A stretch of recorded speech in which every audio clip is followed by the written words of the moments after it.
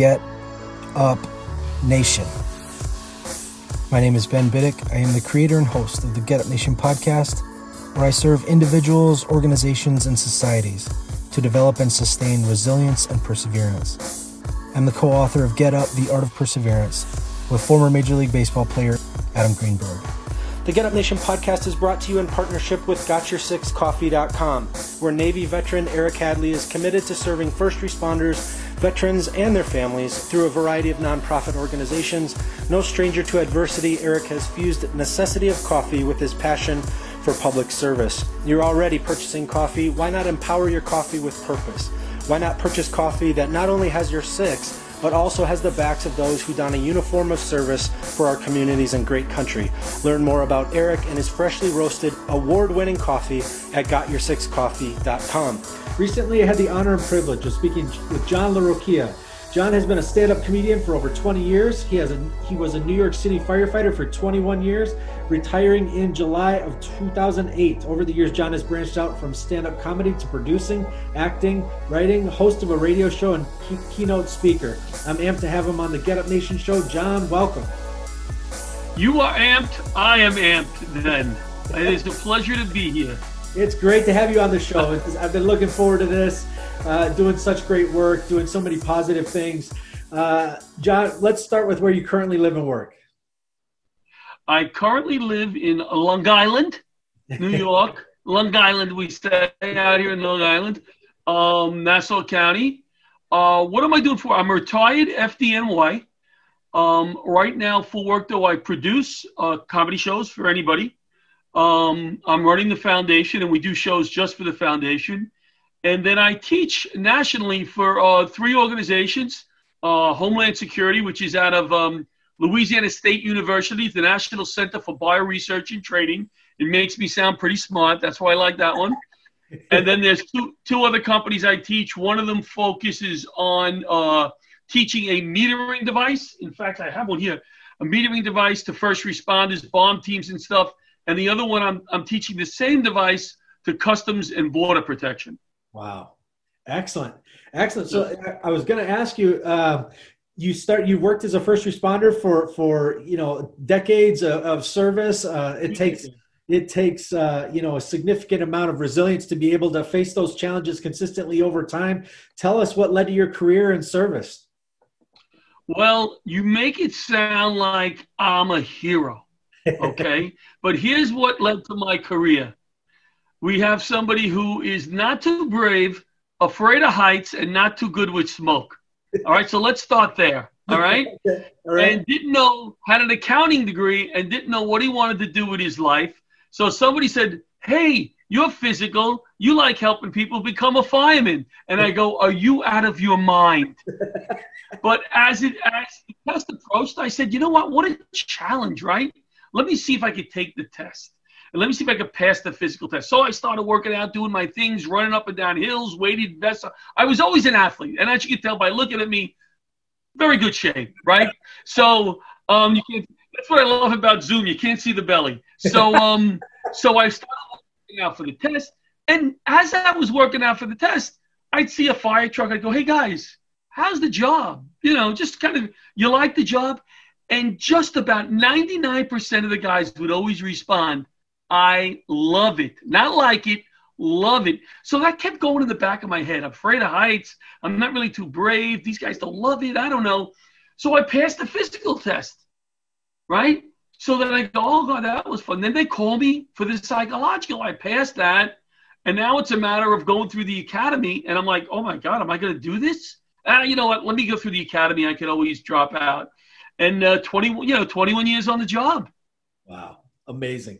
And while you're on the job, not only are you doing amazing things for your community, but you followed another passion, a passion for comedy. Yeah.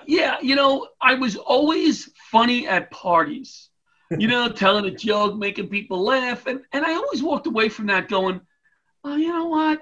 That's easy for you. The kind of personality that I have. It's like somebody who fixes a car, open up a shop. You're really good at it. And I said, I got to do more than this. Stop being a wuss.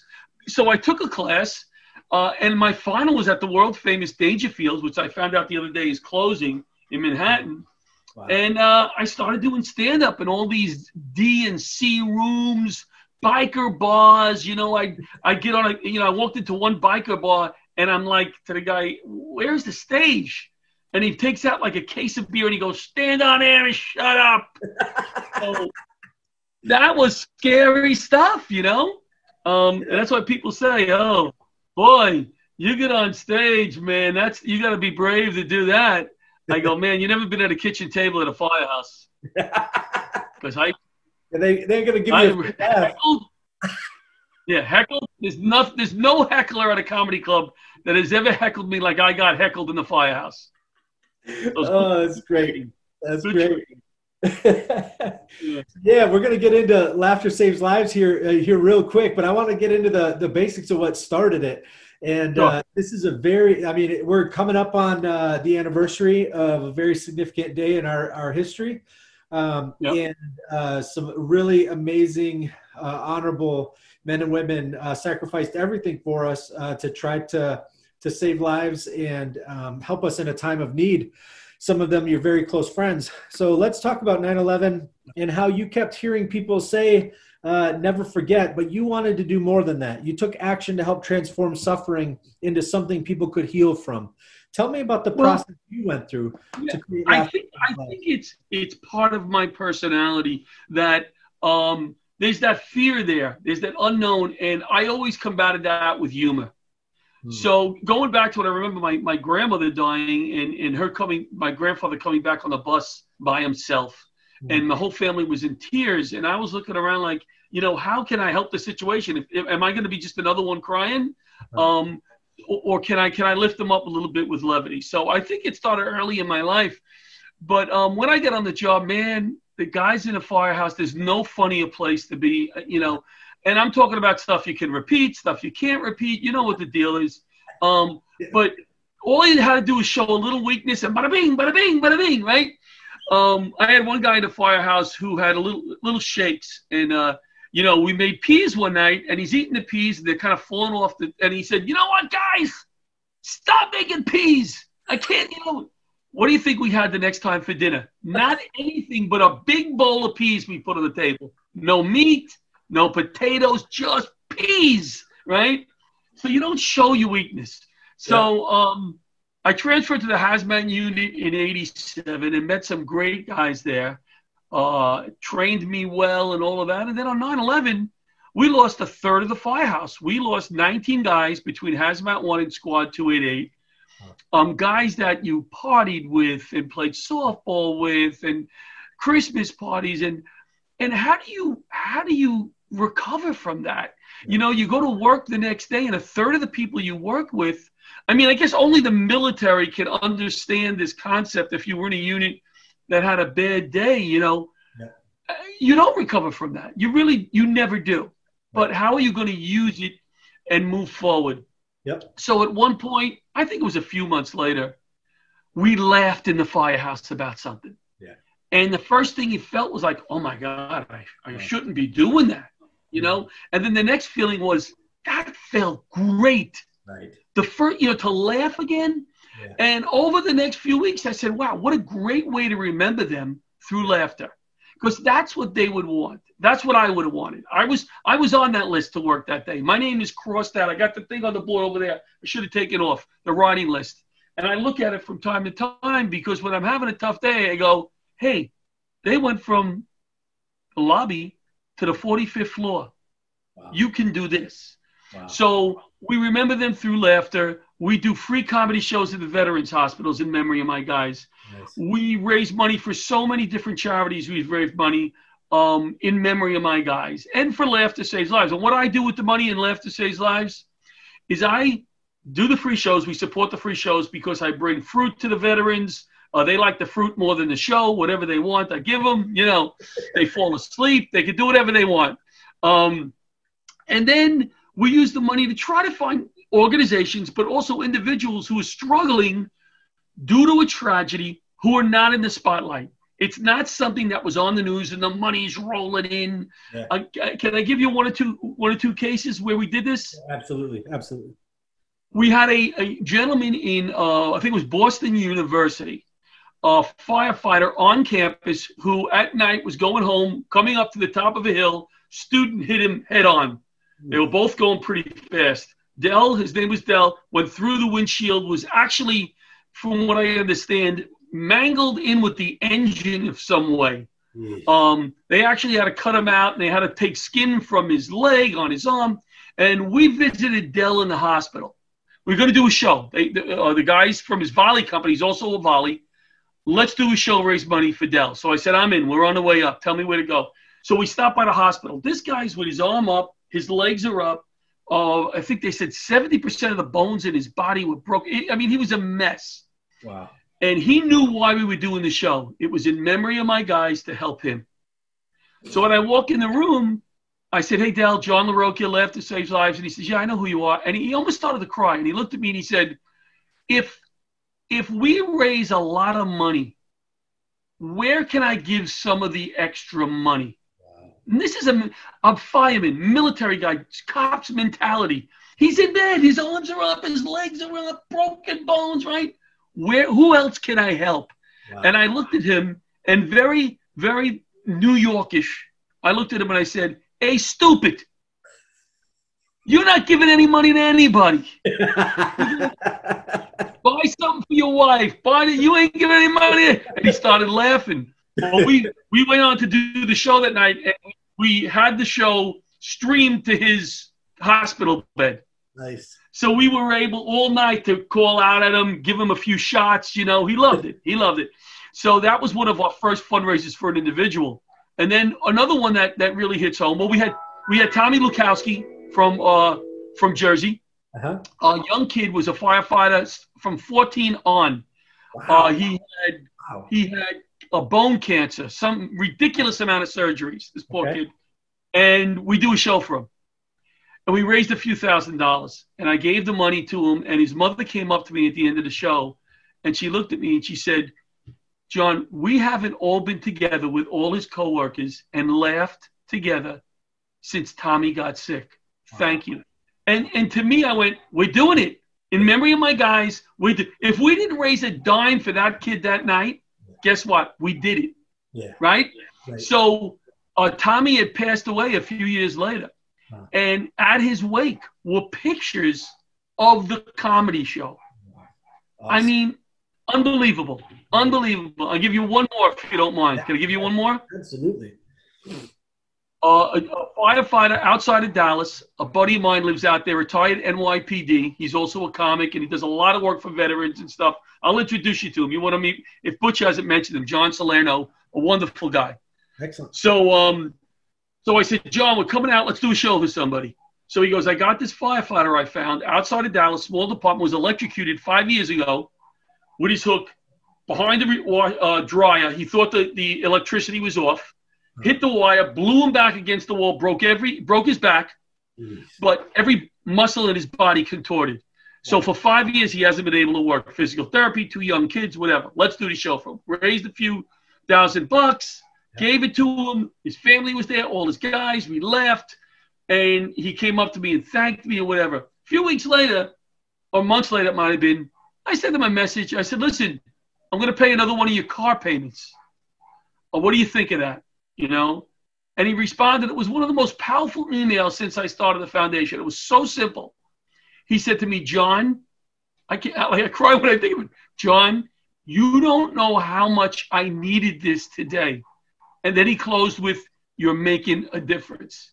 Nice. And I said, we're doing it. Yeah. We're doing it. We're making a difference in some small way in memory of my guys, because I don't know how to carry on. Why shouldn't they be? Why am I here and why are they not? Right. They should be here. 45 kids in my firehouse lost a father. Yeah. So I don't look at it as, well, I'm here for a reason, because they should be here, right? Yeah. But I look at it this way. You better do something good, because when you get up there, and I hope I'm going up there, they're going to kick your ass. They're going to be like, man, it's okay. We did our job. You would have did the same thing, but you didn't just go gamble and go fishing. That's you bastard. You did, right? So I got to do something good. It's therapeutic for me, you know? Absolutely. Absolutely. The Laughter Saves Lives comedy tour produces high quality comedy shows for any and all types of organizations. Each show is dedicated to the memory of a first responder lost on September 11, 2001, so that we may never forget his or her sacrifice. The foundation is funded through sponsorships, donations, and from a portion of the show proceeds produced by the comedy tour. In addition, donations are also made to fire, police, and military-related charities in honor of their service to us. It's a great tagline, but it's also 100% true. Laughter save lives, and you articulated that so beautifully. You know, that moment when we have that heavy weight of tragedy on our shoulders, carrying that weight, and we forget what laughing's about. We don't feel like we have permission to do it. You know, and just being overwhelmed by some of the most serious things that happen to us. And then to have that light of dawn break within us and to really realize, you know, the pleasure of laughter, the relief of laughter, truly it is something that saves lives. And for you to do that in honor of heroes, that is a beautiful thing. And so anybody out there that wants to learn more, you know, they need to learn more about your organization. Where can they find that information? Very simple, LaughterSavesLives.org. There's a donate button right on there. Our next project, we're buying nice boots for homeless veterans for Veterans Day, working with an organization called General Needs LTD, all in memory of my guys that were lost on 9/11 and because of 9/11 that still continue to be lost. Oh, amazing, amazing. So in these stressful times where sometimes we're forgetting about how important it is to laugh or feeling like we shouldn't, how important is it for us to not only laugh, but to experience that cohesion and that banding together that happens when we do that? Yeah, we're doing stuff online, which is difficult for comics. But, you know, again, my guys went up from the lobby of that building up to the 45th floor. So I have a lot of comics who are friends. And I said, guys, I need you here. I need you to work with my organizations and try to do some stuff and make people laugh. We got COVID. We got politics. You know, people are stressed out there. They need to laugh. If you look at my Facebook page over the course of the last few weeks, the videos on the Facebook page, they're ridiculous. They're stupid. They make you smile. People know when they look at my Facebook page, you're not going to see politics. You're not going to see COVID stuff. You're going to see some idiot trying to make you laugh. And that's basically what I am. I'm just a dad, a grandpa, and a fireman, and basically just an idiot. You know what I mean? Trying to make people laugh a little bit. And that's why I think God put me here, because I'm not good at anything else, to be honest. So I better be good at that. It's a lot of fun. I mean, we have a show coming up. No, it's not coming up. It's online. It's online. We recorded it. You could go to LaughterSavesLives.org. There's a flyer. Click, buy a ticket. It's $21 online. 15 will go to the organization you choose. We have a list of military, fire, police organizations. Pick the one you like, and $15 will go there. The other 6 is going towards producing the show. Nice. Excellent. And I saw on the website there's a weekly show. Is it every Tuesday evening? Oh, that's another thing. Every Tuesday night, we have Laughter Saves live. And what we do is we have on a co-host who's sometimes a comic, sometimes, you know, recently 3 times I had on the daughter of a guy that was lost on 9/11. One of my brother's daughters. How fun is that? How full circle is that? To be on the show and she's making me laugh, I'm making her laugh. And I know her dad is looking down going, you know, thank you. And this is awesome. So and to watch the wives and the children in the audiences of shows laughing, how do you think that makes me feel? Right. That's unbelievable. So we do that every Tuesday, and we have on a guest like yourself. In fact, I was going to ask you, you know, Butch said, hey, listen, if he's good, have him on your show. And I'm going to tell Butch, I'm going to say, Butch, listen, but we'll still have him on. So we would love to have we would love to have you on. And then we close with a comic. We have a comic come on and just do some funny. Nice. You know, so we have somebody on representing an organization, military. We talk about the organization, get their information out. And then we have a comic close the show with some funny. Nice. Excellent. Yeah, Excellent. And then there's opportunity there for sponsors too. Sponsors can go to LaughterSavesLives.org, right? So will you tell us some of who your sponsors are and how interested sponsors can get on board? Oh, thank you very much. Yes. we, you know, through all these charities out there through the COVID, we've been laying out money. We've been doing COVID in New York, 2,000 of them, and we distributed them to some hospitals. Some, what was it? Family Services had none in one of the hospitals out here. We gave it to them. So that was really cool. We raised $11,000 on a Zoom-a-thon. And a Zoom-a-thon, I was on the air for 5 hours. This face for 5 hours. People were like, all right, I'll donate if I could shut it off. So we had 5 hours of that. We have MCN Duck Cleaning is a big sponsor for us in Long Island. Life Back. Barish and McGeary, who is a lawyer who's donated to so many of 9/11 related charities and has represented us with the Zagota bill. He represented me. I had a little cancer over here. I had a little lump. They removed it. Everything is fine. That was an interesting experience getting that lump removed because I was under anesthesia. I went to go under anesthesia. Have you ever been under anesthesia? Yeah, yeah. You know what? You look like you're under anesthesia right now. In fact, you look like you're sleeping. So I go out and I hear a voice going, I'm going to give you the anesthesia. And I hear another voice say, I already gave it to him. I thought I got anesthesia twice. I was going to sleep for a month. It was crazy. So, yeah, we need sponsors just like all these other organizations. So, and you'll have fun with us, sponsors. You'll have so much fun. You'll be invited to shows for free. Just kick out a few $1,000 bucks. So, like I said, we just went, we bought, I don't remember the amount of sneakers we bought, but we went with that organization last Wednesday. Veterans lined up in their cars, some of them crappy cars, some of them not dressed too well, some of them you could see were injured when they were in the military, and we gave them sneakers, T-shirt, a hat, and they looked at us as I'm handing them through the window and said, hey, thank you. And I go, thank you? Thank you. You kidding me? You should be getting sneakers for the rest of your life. We shouldn't have to be doing this. But to see the look in their face thanking me and be able to look somebody right in the face, handing them a pair of sneakers and going, hey, thank you. So that's the kind of stuff that we do with the sponsorship money. Amazing. Amazing. This is outstanding. And one thing, you know, Get Up Nation is about positive people who are committed to being resilient and creating legacies of positive change and positive impact. And that is everything you're doing every day. I'm so honored you come on the show.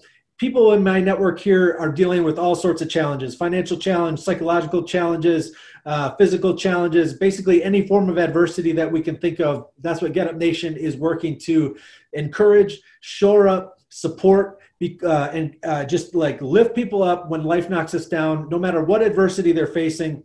What message do you have to Get Up Nation today as any listeners out there may be grappling with some difficult challenges? What message do you have from them?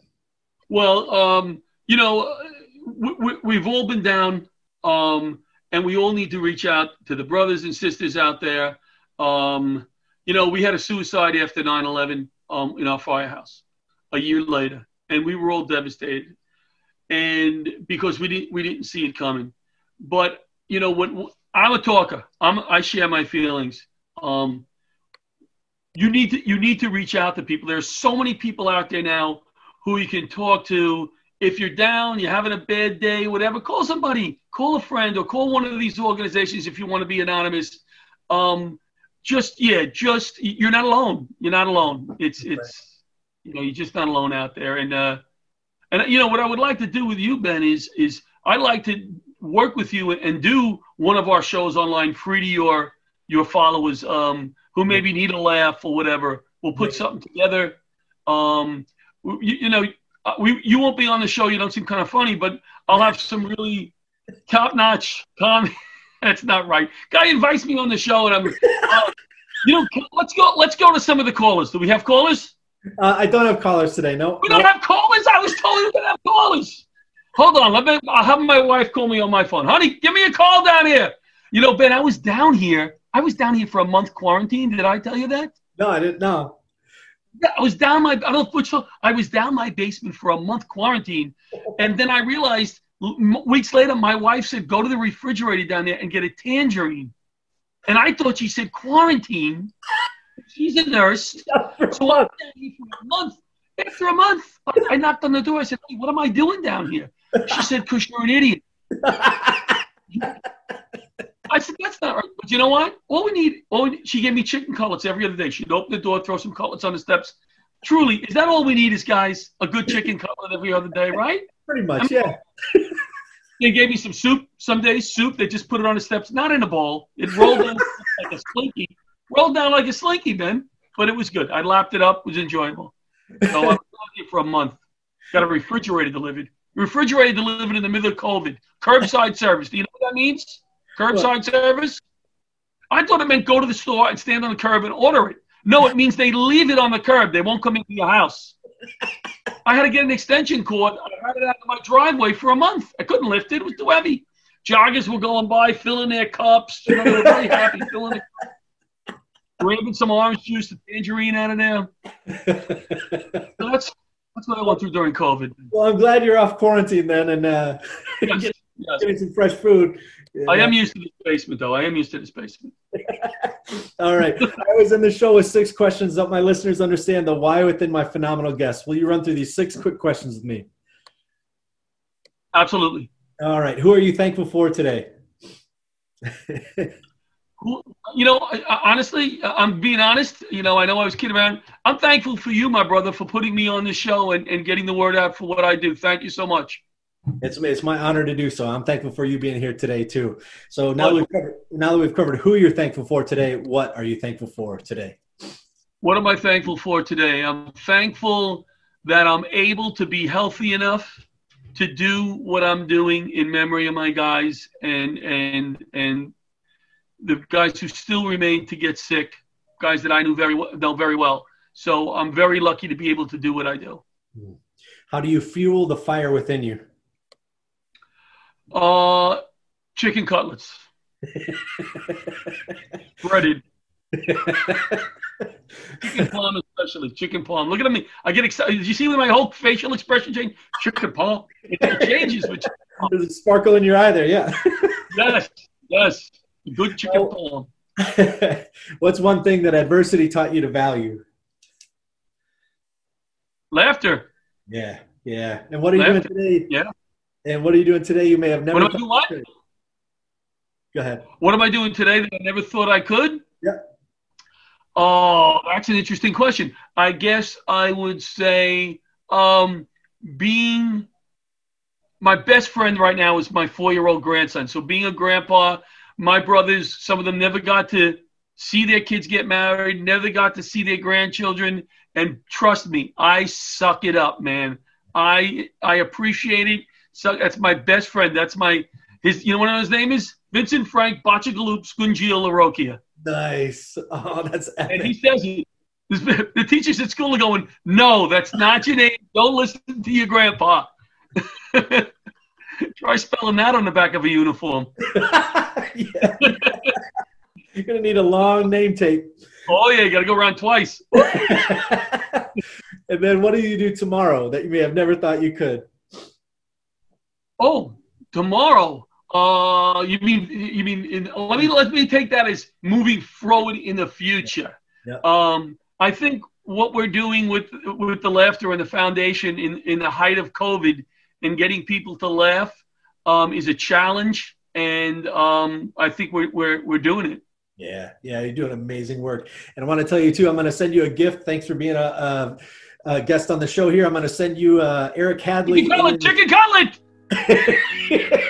In addition to some chicken cutlets, I want to send you some Got Your Six coffee, veteran-owned coffee company. Eric Hadley is a CEO, Navy veteran. He makes Got Your Six coffee. He does a lot of nonprofits and supports a lot of nonprofits, veteran and first responder friendly organizations. So I'm sure that he will want to meet you. I would love to connect you with him. I'll be sending you some of the coffee that he makes. Please enjoy that. And I want to make sure that the people out there who have enjoyed this immensely, how can they learn more about you and your amazing work?